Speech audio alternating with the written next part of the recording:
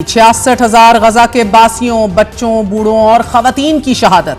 1,68,000 जख्मियों और 21 लाख से जायद आबादी को बेघर करने के बाद इजराइल ने गजा से अपनी फौजें मरहलावार वापस बुलाने पर मशरूत तमादगी जाहिर कर दी है, जबकि सुबह से अब तक मजीद 45 फलस्तीनियों को शहीद किया जा चुका है। गुज़िश्ता रोज व्हाइट हाउस में अमरीकी सदर डोनाल्ड ट्रंप ने इजरायली वजीर आजम नेतन्याहू से मुलाकात के बाद ऐलान किया है कि इजरायली वजीर आजम नेतन्याहू गजा तनाज़ा खत्म करने के मुआहदे पर मुत्तफिक होने के इंतहाई करीब हैं। मुआहदे की तफसीलात बताते हुए सदर ट्रंप ने कहा कि हमास को 72 घंटों में तमाम हॉस्टेजेस को रिहा करना होगा। अरब और मुस्लिम दुनिया ने गजा को तेजी से गैर मुसल्लह करने, हमास और दीगर तमाम तंजीमों की फौजी सलाहियत खत्म करने का वादा किया है। हम उन ममालिक पर भरोसा कर रहे हैं और मेरे सुनने में आया है कि हमास भी यही करना चाहती है। बज़ाहिर सदर ट्रंप का मंसूबा मशरूत है, जहां एक जानिब वो हमास को गैर मुसल्लह करने की जिम्मेदारी अरब दुनिया पर डाल रहे हैं, तो दूसरी तरफ उन्होंने ऐसी कोई कमिटमेंट नहीं की कि जिससे ये तासुर मिलता हो कि अगर नेतन्याहू ने मगरबी किनारे और गजा पर कब्जा किया तो नेतन्याहू को कैसे जिम्मेदार ठहराया जाएगा। बल्कि सदर ट्रंप ने कहा है कि अगर हमास ने मुआहिदा मुस्तरद कर दिया तो मुमकिन है और मुझे तवक्को है कि हमें एक मुस्बत जवाब मिलेगा, लेकिन अगर नहीं तो फिर नेतन्याहू को मेरा मुकम्मल ताउन होगा कि वो जो करना चाहें करें।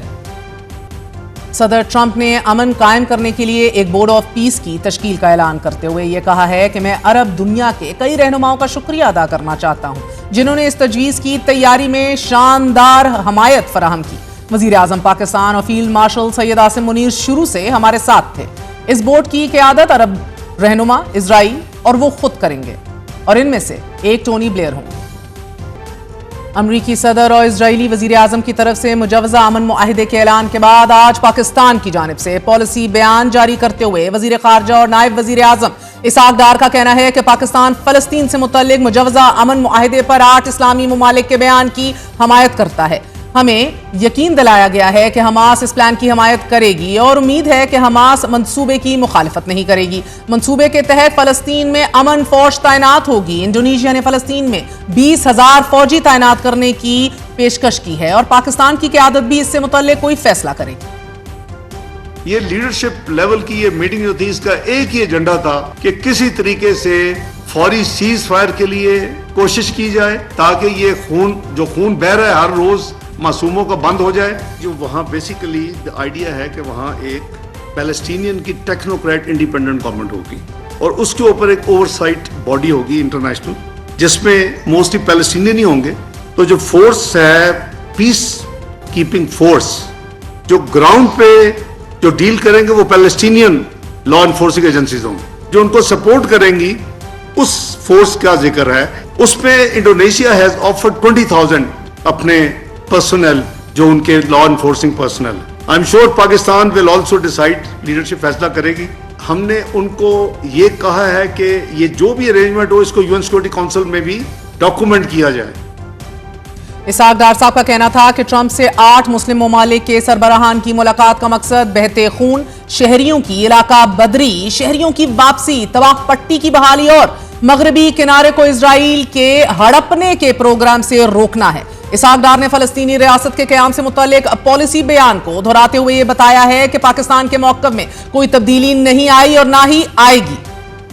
Pakistan still believes in two-state solution of this problem with Al-Quds al-Sharif as the capital of the independent Palestinian state with the boundaries of pre-1967. Pakistan की पॉलिसी बिल्कुल क्लियर है, पाकिस्तान की पॉलिसी अनचेंज्ड है।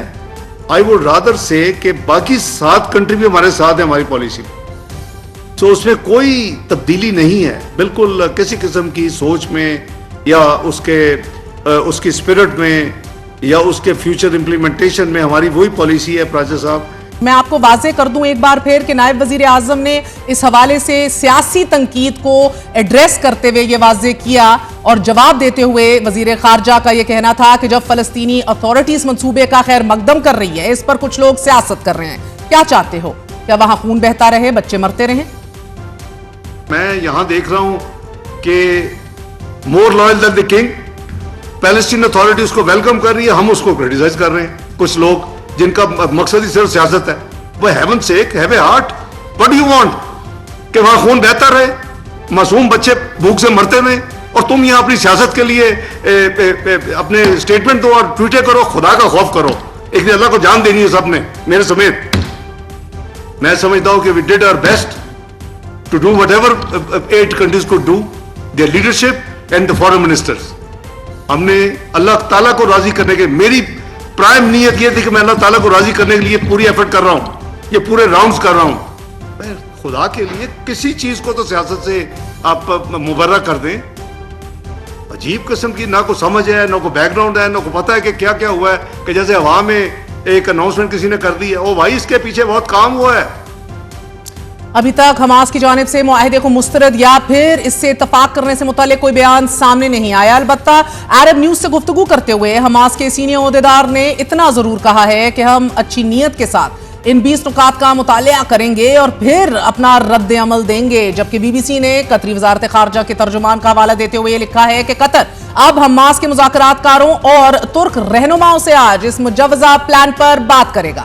ناظرین, آج وائٹ ہاؤس میں صحافیوں سے گفتگو کرتے ہوئے صدر ٹرمپ کا کہنا تھا کہ میں نے حماس کو جنگ بندی پروپوزل کے لیے 4 دن کا وقت دیا ہے کہ وہ غزہ امن مسودے پر اپنا جواب دیں, اور ہم حماس کے جواب کا انتظار کر رہے ہیں. جبکہ واضح رہے کہ صدر ٹرمپ نے اسرائیل کو بھی 72 گھنٹے کا وقت دیا ہے کہ وہ بھی اپنا مؤثر اور مثبت جواب اس معاہدے کے حوالے سے دیں. ناظرین, عرب میڈیا کے مطابق سعودی عرب, پاکستان, ترکیہ, مصر, اردن, انڈونیشیا, قطر اور متحدہ عرب امارات نے غزہ میں امن کے لیے مجوزہ منصوبے کا خیر مقدم کرتے ہوئے مشترکہ بیان جاری کیا ہے.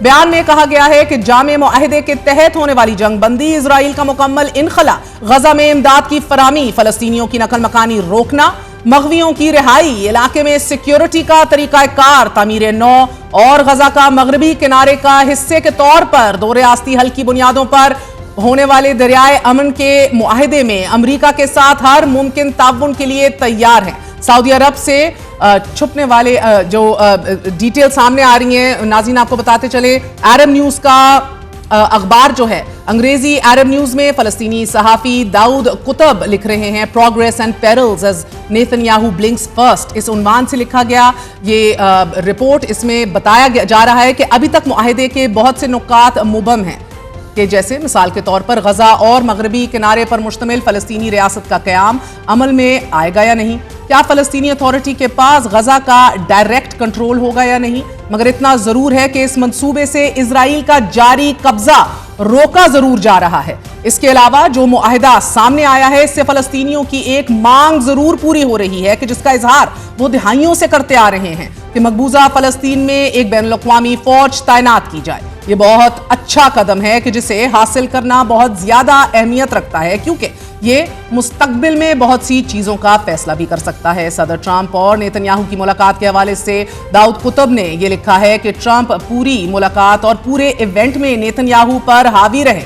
ماضی میں فلسطینی برملا اس کا اظہار کرتے آئے ہیں کہ امن صرف امریکہ کی مداخلت سے حاصل ہو سکتا ہے, اور صدر ٹرمپ نے جس انداز میں نیتنیاہو کو ہینڈل کیا واضح کرتا ہے کہ امریکی صدر نے اپنا لیوریج استعمال کیا ہے. البتہ کیا واشنگٹن یرغمالیوں کی رہائی کے بعد بھی یہ دباؤ برقرار رکھ پائے گا یا نہیں, یہ ابھی کہنا قبل از وقت ہے. فلسطینی صحافی داؤد قطب نے اسرائیل کے غزہ خالی کرنے سے متعلق ٹائم لائنز نہ دینے کو بھی اہمیت دیتے ہوئے لکھا ہے کہ یرغمالیوں کی رہائی کے بعد جنگ روکنے کا اختیار اسرائیل کے ہاتھ میں ہوگا.